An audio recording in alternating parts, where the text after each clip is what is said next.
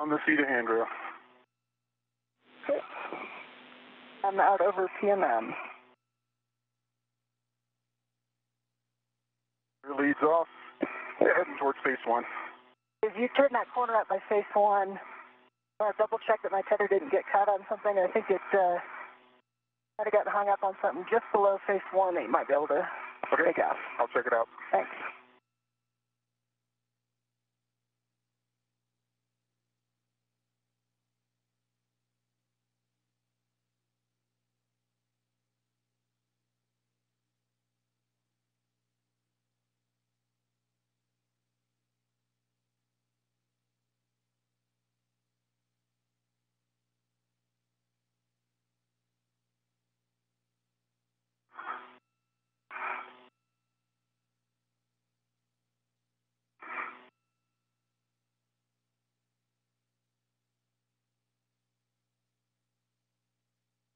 I'm at the starboard cedar cart.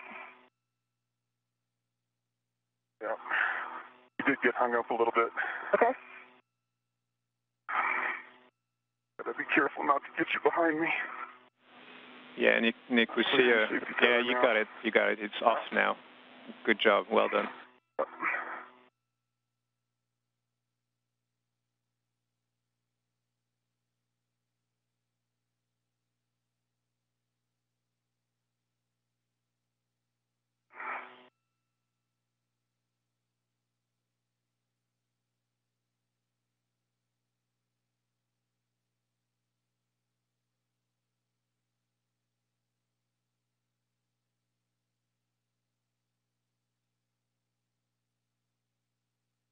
I see 3651. I dropped my green hook. I'm on phase 1, come on. Copy, Anne. You can drop down your green hook on 3651, and we see you, Nick, on phase 1. So when you get to that thrust jumper in bay 1, you can assess the lighting conditions and let us know what you think. Copy.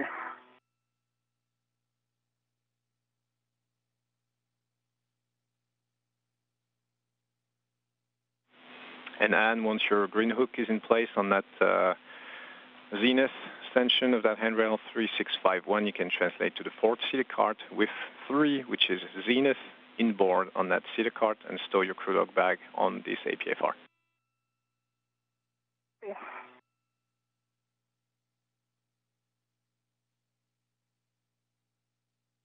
Tomorrow, I think I can put enough helmet light on it.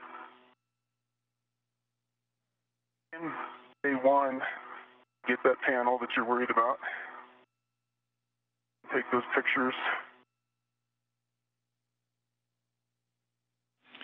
Okay, Nick, based on your assessment, we think you could get good pictures, so you're free to go ahead and try to snap a few pictures of those suspected ungrounded connectors. That's panel A165, and I have more words to guide you, but I think you know where it is. And Natalia, I've got eyes on. And come on, my green hook is down on 3651. And Nick, warning for the you. wheels are unlocked. We copy, Ann. Your green hook is on 3651. Reels are unlocked. Nick, a warning for you. You have to stay 2 feet away from that floating connector inside the bay. If you ever get inside the bay, stay 2 feet away from that connector. Copy.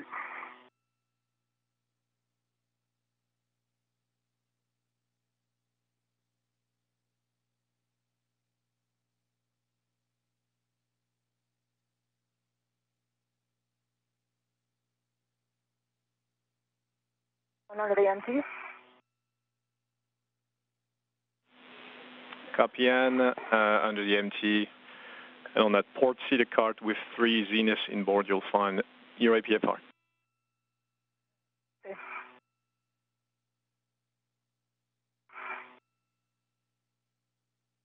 51 minutes into today's spacewalk by Anne McLean and Nick Hague. Everything proceeding by the book. A good view of Nick Hague, who, along with McLean, are beginning to set up the work site on the port truss of the International Space Station for the battery replacement work that they'll be involved in for the bulk of today's spacewalk. They've already installed a bag of alignment guides on the starboard or the S0 truss at the midpoint of the backbone of the International Space Station.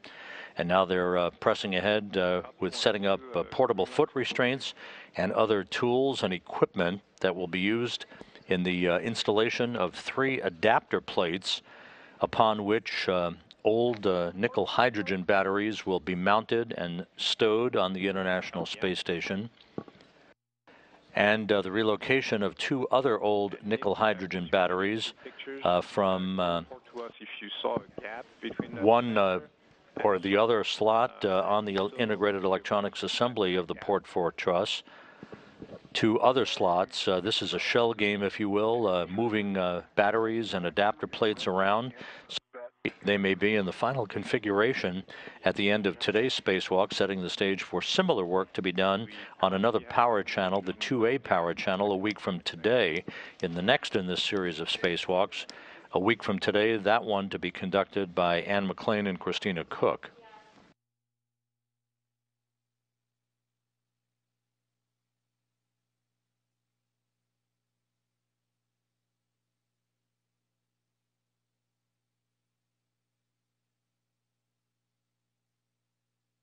Come on, anything else you want me to take a look at before I got to move out? No, Nick, thanks a lot. We appreciate all the pictures and the reports. We have good info. You can now move along and get to your work site. If ever you ingressed the truss, please verify for us that your safer handles are down. Copy, and I did not go inside the truss. Okay, so you're free to stow your EVA camera and translate port on phase 1.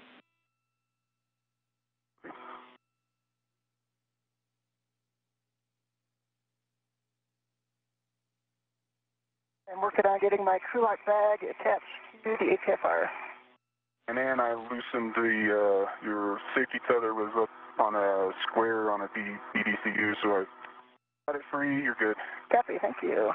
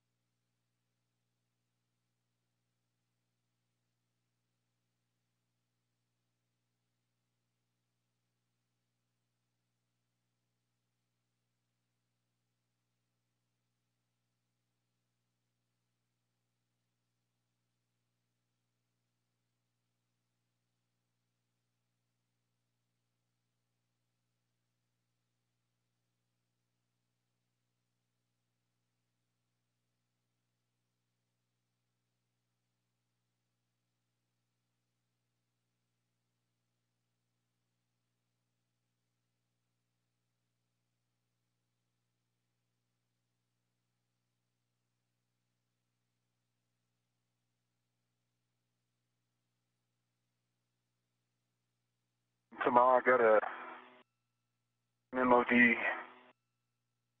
strike at mile marker 8580. We copy, Nick.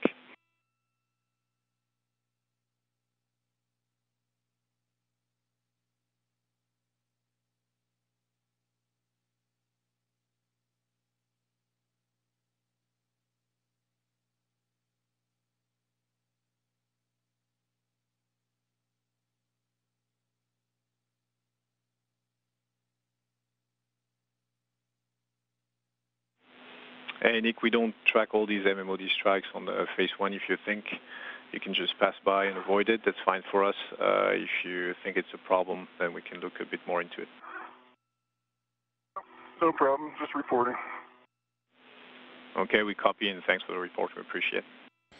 That reference to MMOD is micrometeoroid orbital debris, basically a small debris strike on one of the structures of the International Space Station, to be expected as the venerable complex enters its third decade of operations.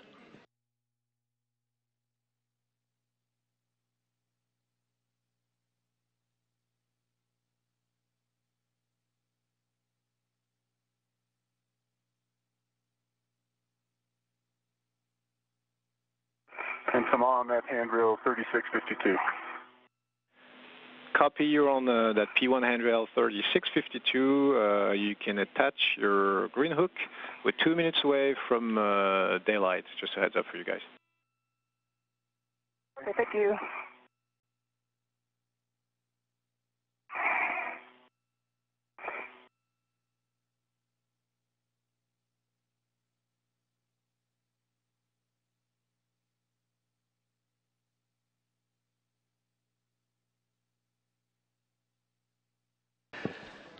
Back with views from Anne McLean, her helmet camera number 20 in the lower right-hand corner.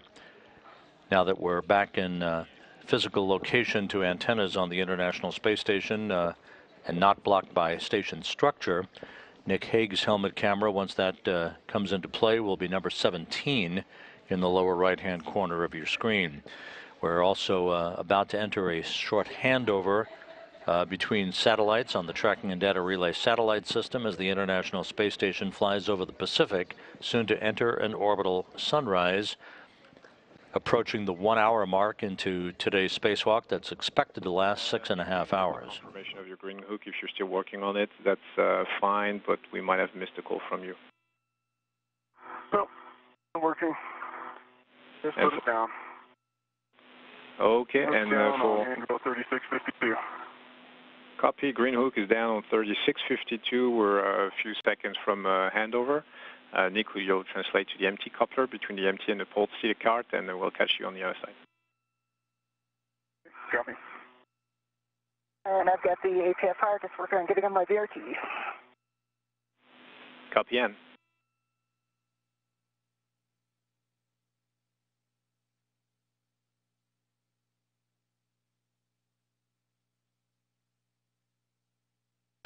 This is Mission Control Houston. A couple of additional questions while we have a moment at hashtag AskNASA from viewers who are tuned in to today's spacewalk activities. The next question, how much do the batteries that they are replacing weigh? The old nickel hydrogen batteries on Earth, at least, of course, they're weightless in space, but in mass, they weigh 364 pounds.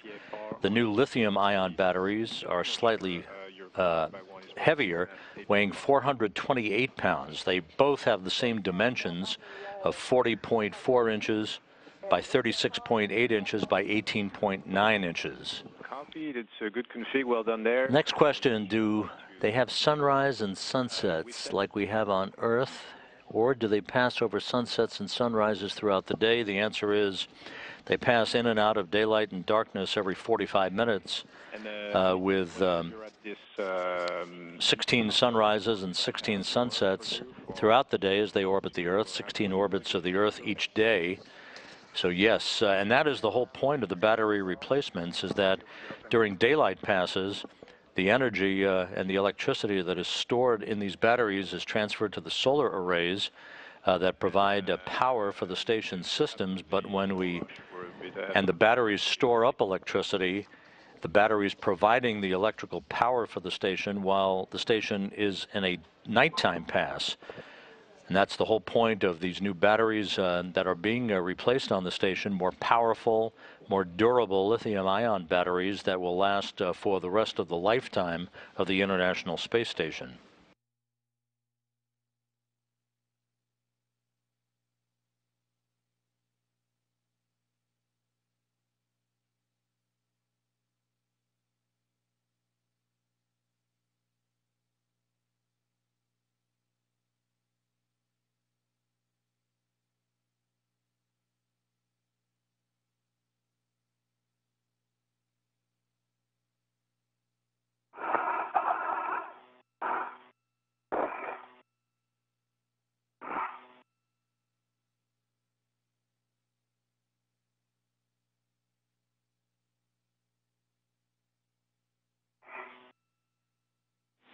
And Anne, whenever you're ready to cross the Sarge, make sure that you have your gauntlets in place for us, please.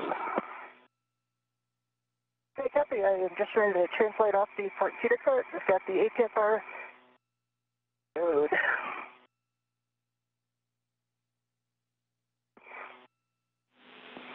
Copy. And for your info, we still don't have WVS, but well, we're going to get it soon. So, but for now, we don't see your helmet cameras. Copy. 2 copies.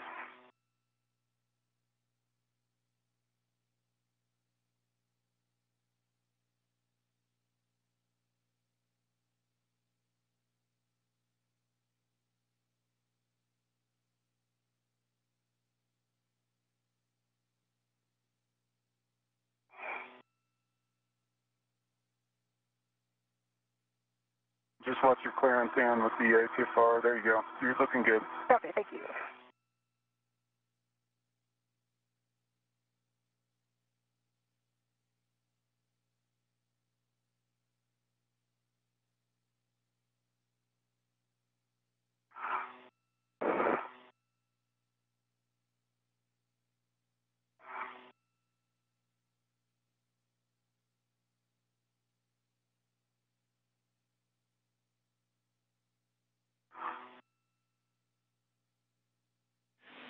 And Nick, we'd like you to power cycle your WVS for us, please. Copy. And work. Thank you. WVS off. WVS on. 1 hour, 3 minutes into today's spacewalk, Anne McLean making her way down the truss of the station to the work site of the P4 or Port 4 truss, where she and Nick Hague will be working to move adapter plates and to relocate 2 old nickel hydrogen batteries on top of those adapter plates for storage on the International Space Station. This coming in the wake of a week's worth of robotics by robotic flight controllers both here in Houston and at the Canadian Space Agency in Saint-Hubert, Quebec, who worked throughout the week to relocate 4 old nickel hydrogen batteries for ultimate disposal, and 3 of the new lithium-ion batteries that were robotically relocated into slots on the integrated electronics assembly, the big electronics relay system that is at the base of one of the solar arrays on the port truss of the station. Translate to see the cart clear of the empty coupler, a few inches, and then rotate the knob to capture. Okay. And that is complete. Seat cart. Excellent. You can now translate the seat cart outboard and align the inboard edge of the seat cart with the edge of the EP. We have a mile marker for you, but we'll rely on your judgment. Copy that.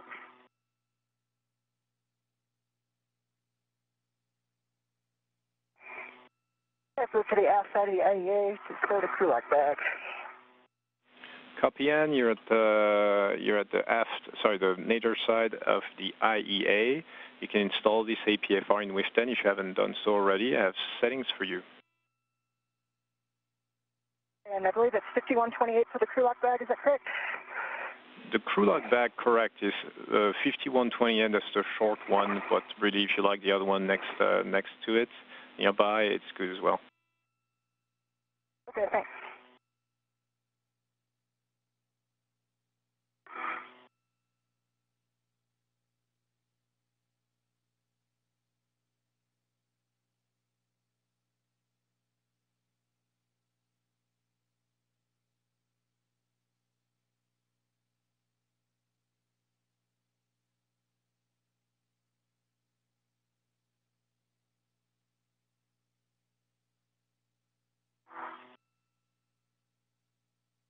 Okay, Thomas. I put it at mile marker 9990. Brakes on the seated cart are locked. We copy mile marker 9990, and the brakes are engaged on the seated cart. This is a good config. You can now go up the seated cart and configure this APFR with Ingress 8 in WIF 2 to create your bridge to the EP, and I have recommended settings for you if you want.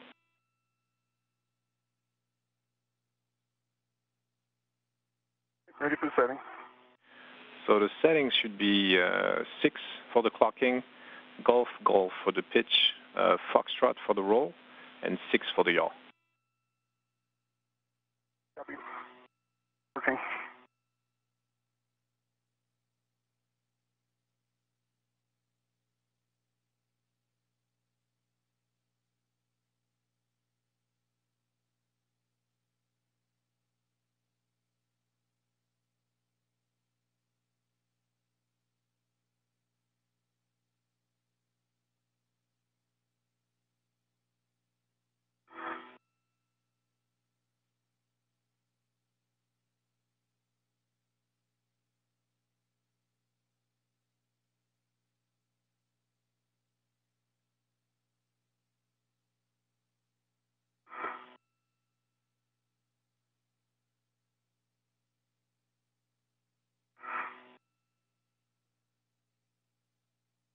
Golf, Golf. It's set. It's extended.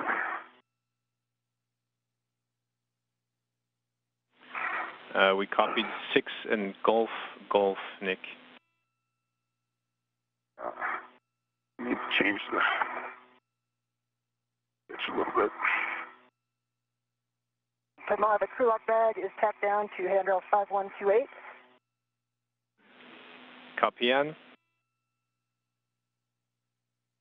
And you can now install the APFR and have settings for you. Copy, work my way over there.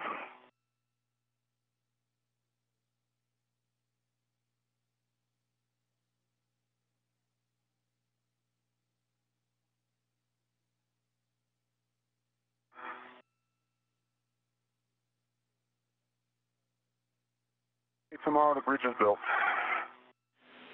Copy, the bridge is built and it looks good. That's a nice bridge you've built there, Nick. I have a warning to read you. On the EP, you shouldn't touch the wheels at all. They're a pinch point zone, so don't touch the wheels. Okay.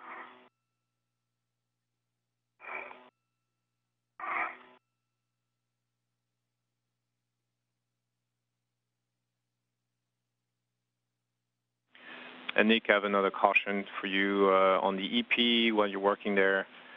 You have to wait until the EP motion dampens out before importing additional loads.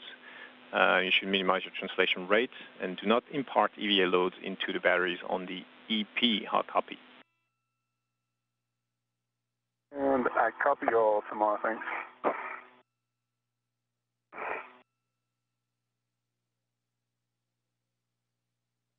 I am on the EP now, tomorrow. Copy, you're on the EP. You want to stow your crew log bag number 2 on the handrail 3508. And a reminder that it's in between positions Alpha and Charlie, between APs Alpha and Charlie. This is a good view of the EP, as it is called, the external pallet. You can see the letters HTV7 just behind Nick Hague's legs there. This was the pallet carried up on the H2 transfer vehicle that launched last September 22nd from the Tanegashima Space Center in southern Japan, arriving at the International Space Station back on September 27th to deliver the latest in the series of lithium-ion batteries and adapter plates that are being used and installed to replace old nickel hydrogen batteries in the power upgrade to the 4A and 2A channels, 2 of the 8 power channels on the International Space Station.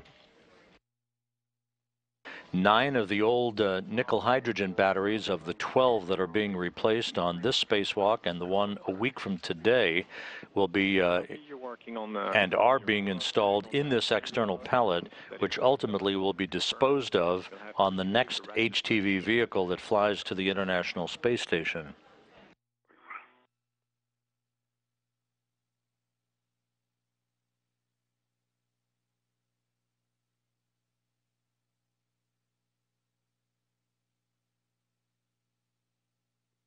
Come on, I will take those settings for the APFR.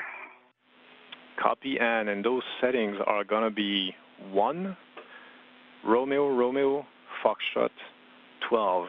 So clocking of 1, Romeo, Romeo for pitch, Foxtrot for the roll, and 12 for the yaw in with 10. Copy.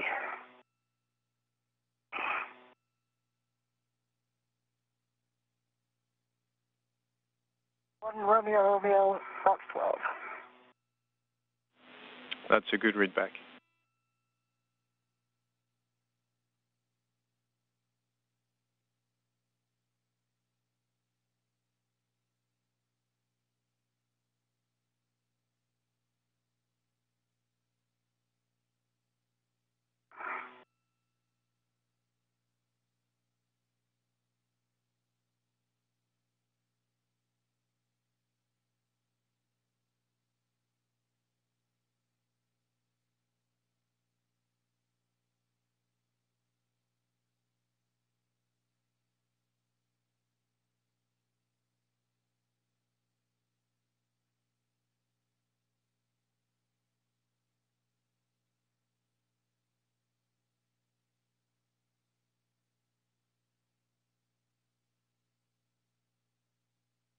The view from Anne McLean's helmet camera as the International Space Station approaches the coast of Chile.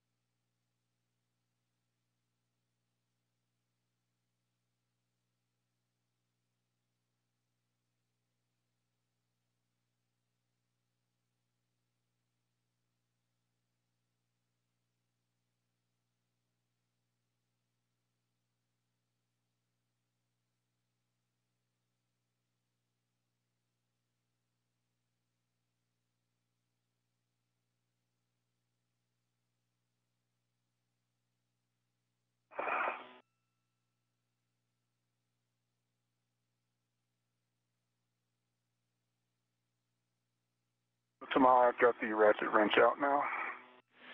Copy, Nick. You have the ratchet wrench. Your next step is going to be to break torque on AP Alpha H1. So AP Alpha is on the starboard face of the EP. It's the zenithmost AP. Copy. Tomorrow I did full twist test with a clocking of 1 in with 10 and 1 Romeo, Romeo, Fox 12 is set. Copy, and we copy good pull twist test and good settings. Do you have a locking color black on that APFR in with 10 as well? Yes, locking collar, black on black.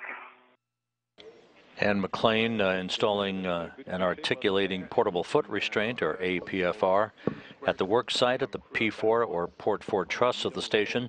Nick Hague beginning work with a pistol grip tool, a high-tech screwdriver, if you will, that he is using to break torque on what you heard referred to as APA, that's adapter plate A, the first of 3 such adapter plates that will be moved from the HTV external pallet that carried those adapter plates and new lithium-ion batteries to the International Space Station back in September. The first of these adapter plates will be moved to an empty slot in the integrated electronics assembly on the Port 4 truss of the station for the 4A power channel. Upon that adapter plate will be mounted one of the old nickel hydrogen batteries that will be housed at that location on a permanent basis. It cannot be discarded. Only 9 of the 12 old nickel hydrogen batteries can be discarded on that external pallet on the next H2 transfer vehicle cargo ship that arrives at the station.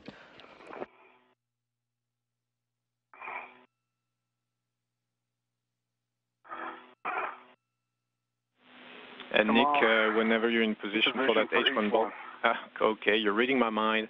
If you're in position for H1, you can install the ratchet wrench with a hex driver. Confirm that you have one line flush, and once that is done, you can break torque. Flush. Copy, and you can break torque, and we expect max 1 turn. Okay, copy that. Better position.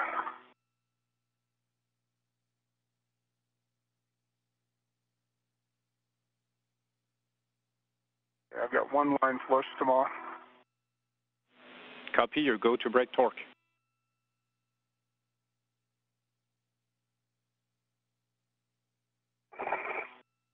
Torque is broken.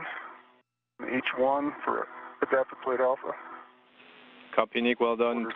Torque is broken, quarter turn on H1 for AP alpha. You can get into position for AP Bravo H1.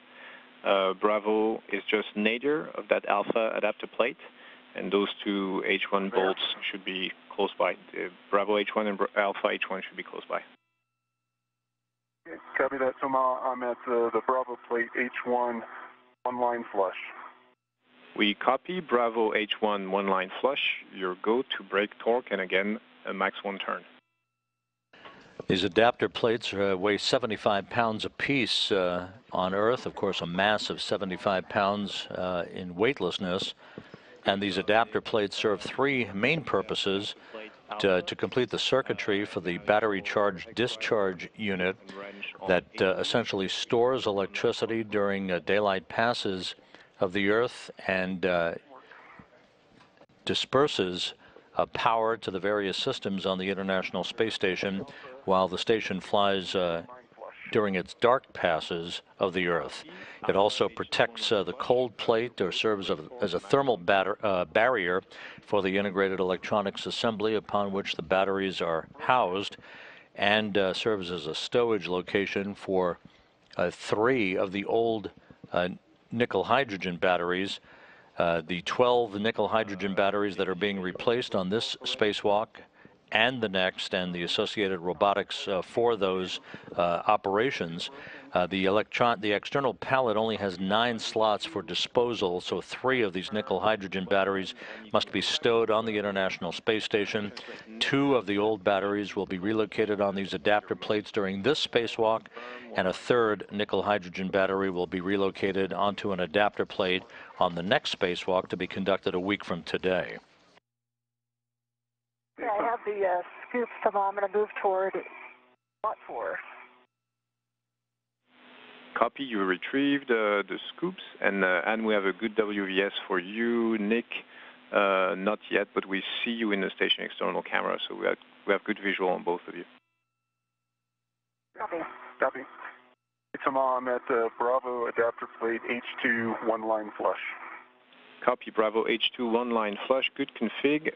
Go to break torque. Is broken on Bravo adapter plate H2, half turn. Copy. Torque is broken on Bravo H2, 1 turn. You can now move to the forward-facing side of the EP, to that AP Charlie, that H1 location, which should be nadir location on that AP Charlie.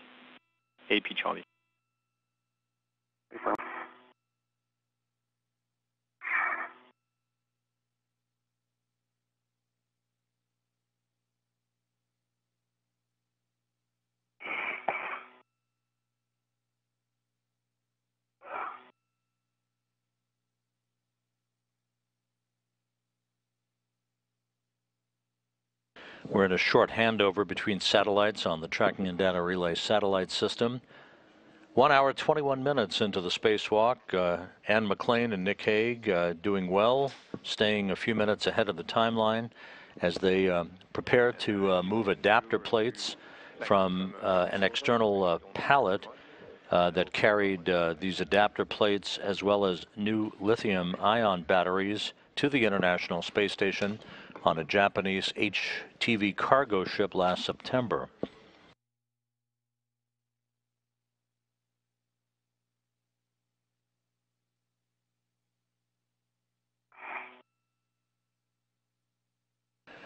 Here in Mission Control, from left to right, Thomas Pesquet of the European Space Agency, on the far left of your screen, who is acting as the spacewalk communicator to McLean and Nick Hague while they're outside. To his left is Tracy Caldwell Dyson, veteran astronaut, who is following the activities of David St. Jacques and Christina Cook inside the station, as well as serving as the spacecraft communicator for the setup of today's spacewalk and the conclusion of it later today.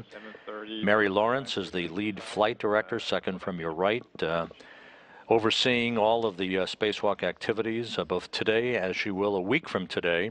And on the far right is flight director Rick Henfling, who will be the lead flight director on Monday, April 8th for the third spacewalk in this particular series of excursions, that one to be conducted by Nick Hague and David St. Jacques, to install truss jumpers and extension cables for system redundancy outside of the station.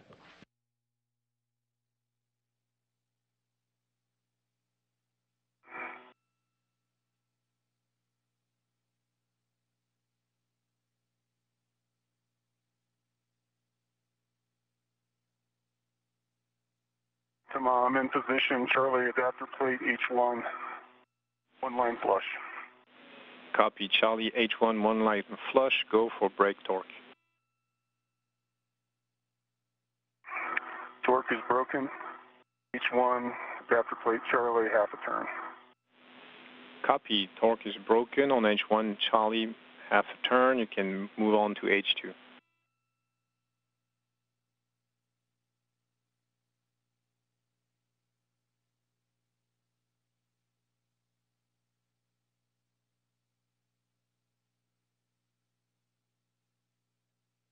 I'm in position to my H2 adapter plate Charlie, one line flush. Copy, you are go to brake torque on Charlie H2. Charlie H2, torque is broken, half a turn. And somehow the scoop is installed at the 7:30, so it's locked on H1. Copy, and the scoop is at 7:30 on H1. You can install the H2 scoop at 6. And Nick, we copy, your torque is broken on Charlie H2. You can install that ratchet wrench back in crew log bag 2. And I'll have words for you to retorque AP Charlie with the EP PGT that's on the crew log bag. Look at that, in work.